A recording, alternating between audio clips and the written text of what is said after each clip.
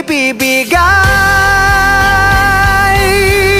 Laban lang, sige lang, laban lang, sugod lang. Lalaban para sa kinabukasan.